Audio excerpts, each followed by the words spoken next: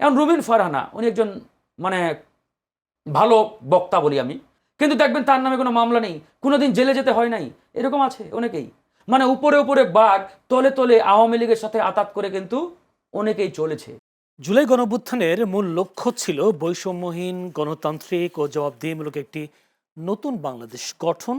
স্বৈরাচার পতনের পর মতপ্রকাশের স্বাধীনতা অর্জন, গুমের মতো ঘটনা ঘটলেও দ্রব্যমূল্য, আইনশৃঙ্খলা পরিস্থিতির ধীর উন্নতি এবং জীবনযাত্রার মান নিয়ে সাধারণ মানুষের প্রত্যাশা প্রাপ্তির মধ্যে এখনও বেশ ফারাক রয়েছে।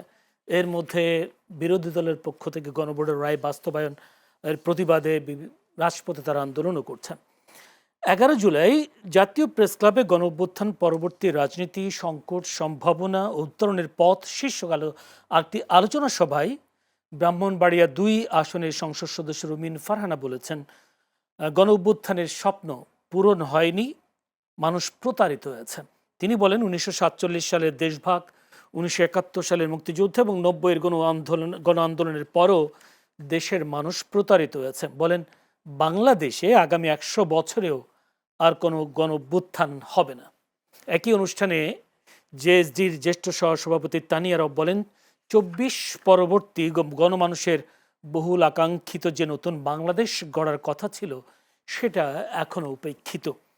অর্থাৎ গণঅভ্যুত্থানের আকাঙ্ক্ষা ও প্রাপ্তির যে ফারাক, এই ফারাক কেন হয়েছে বিষয়গুলো আমরা একটু আলোচনা করব। তার আগে দর্শক, যেহেতু আজকে কয়েকদিন ধরে দেশের বিভিন্ন এলাকায় যদি বলি দুর্যোগ, বন্যা চলছে, যে দুর্যোগ ত্রাণ মন্ত্রণালয়ের হিসাব অনুযায়ী টানা বর্ষণ, পাহাড়ি ঢল ও পাহাড় ধসের কারণে দেশের 7টি জেলায় 51 জনের প্রাণহানি হয়েছে।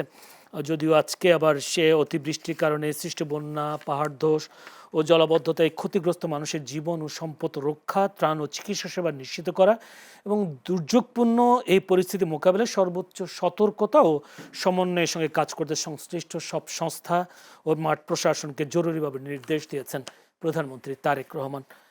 এর মধ্যে আবার আজকে পুরো রাজধানী জুড়ে অনেকটা যদি বলি একেবারে প্রাকৃতিক দুর্যোগের মধ্যে পড়েছে পুরো ঢাকাবাসী।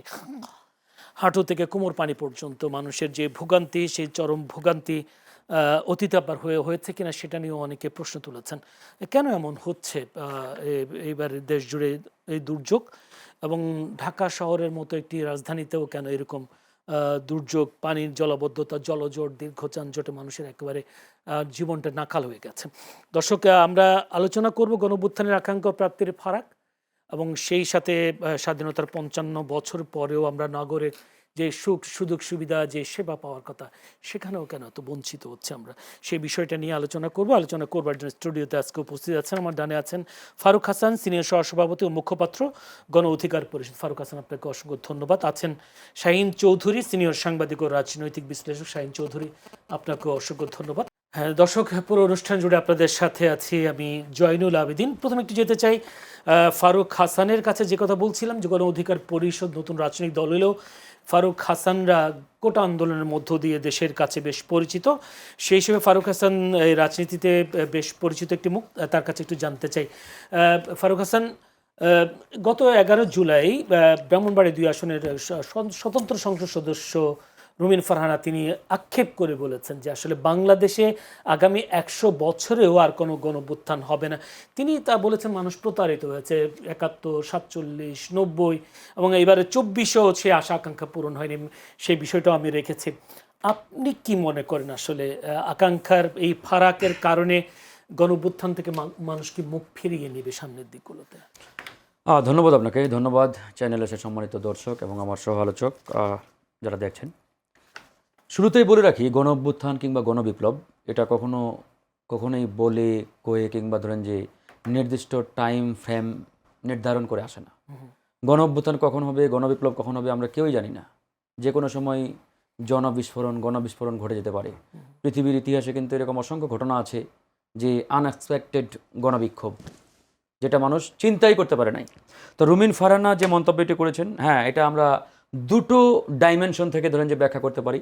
একটা হচ্ছে আক্ষেপের জায়গা থেকে। এই আক্ষেপের জায়গা থেকে অনেকেই অনেক কথা বলে, বিকজ অফ যেহেতু আমরা দীর্ঘদিন একটি লড়াই সংগ্রামের মধ্য দিয়ে পার করেছি এবং এই লড়াই সংগ্রামের মধ্য দিয়ে আজকে একটা নতুন বাংলাদেশ পেয়েছি এবং এই গণঅভ্যুত্থান করতে গিয়ে অসংখ্য মানুষকে রক্ত ঝরাতে হয়েছে, জীবন দিতে হয়েছে। প্রায় 2000 মানুষ কিন্তু তাদের জীবন উৎসর্গ করেছেন এই গণ অভ্যুত্থানে।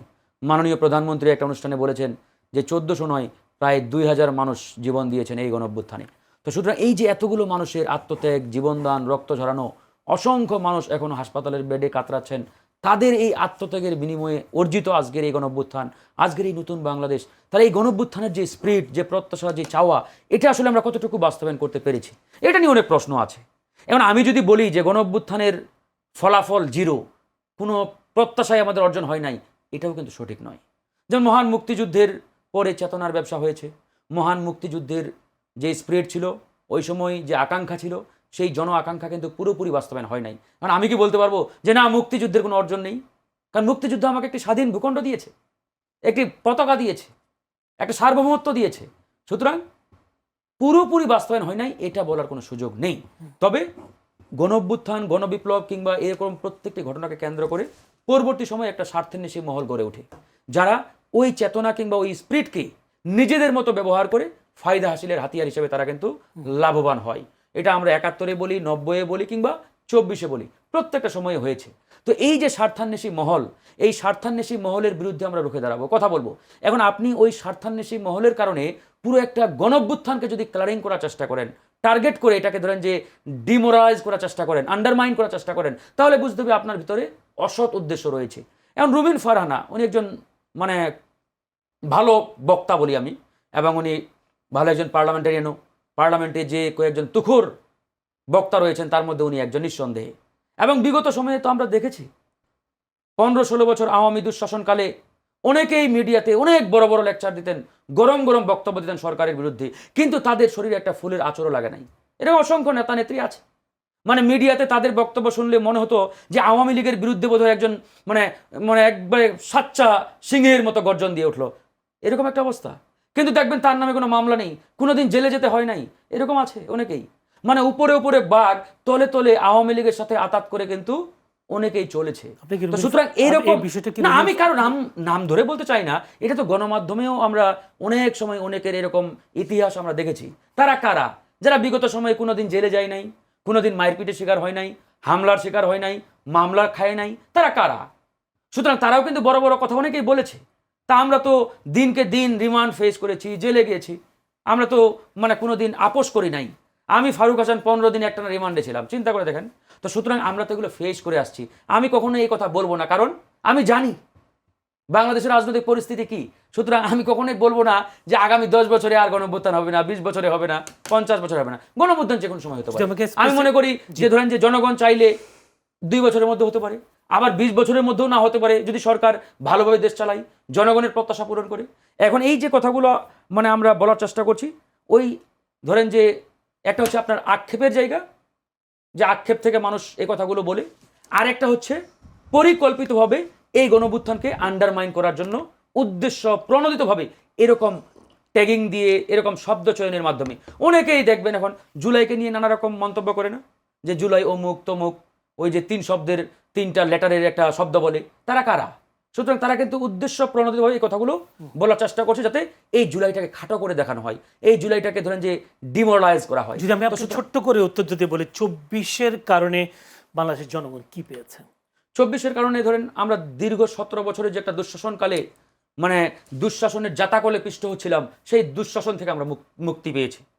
আমরা একটি স্বাধীন ভূখণ্ডে মুক্তভাবে কথা বলার পরিবেশ পেয়েছি, যেটা বিগত সময়ে ছিল না।